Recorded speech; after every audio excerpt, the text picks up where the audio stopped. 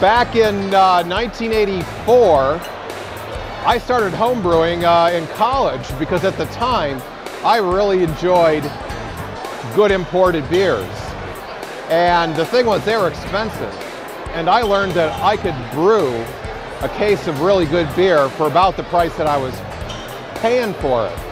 So I went to a homebrew shop and bought a kit and made my first homebrew. And it turned out great. And after that, I was hooked. And it turned out in Madison, Wisconsin, there was a little community of homebrewers ranging in age from about 21 up to about 75. Some of the older ones had been brewing back in Prohibition.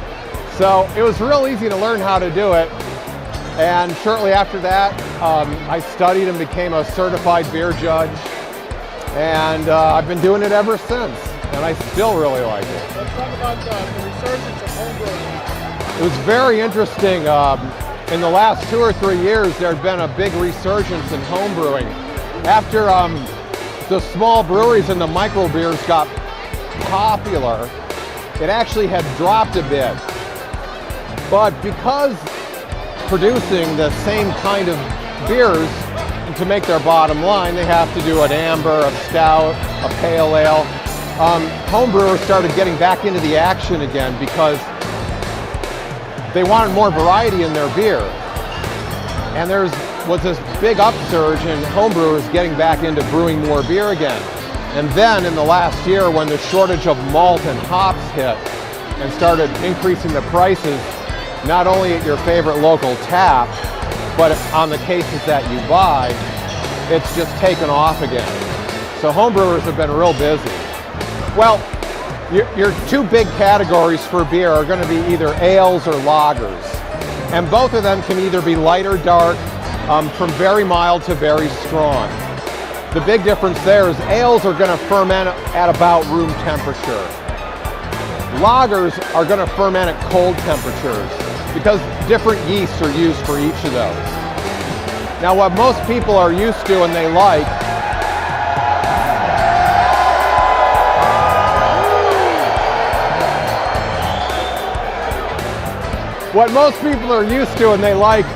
in America are lagers. They're cold fermented, a very crisp, clean flavor, real good hot weather drinking, but they can be also very strong and high in alcohol, although you don't see that very often. And then, of course, there's all the ales, and there's a wide variety of ales as well. Pale ale is very, very popular now because it uses lots of hops, which unfortunately are in short supply. You have British milds. British milds don't use a lot of hops, but they're a nice light colored beer, easy drinking in the summer. You've got your dark beers like stouts and porters, dark in color, rich coffee-like nutty flavors. Certainly more winter beers. Those are also very popular. And of course, a really popular category nowadays are all the Belgian beers, which have a whole breadth themselves.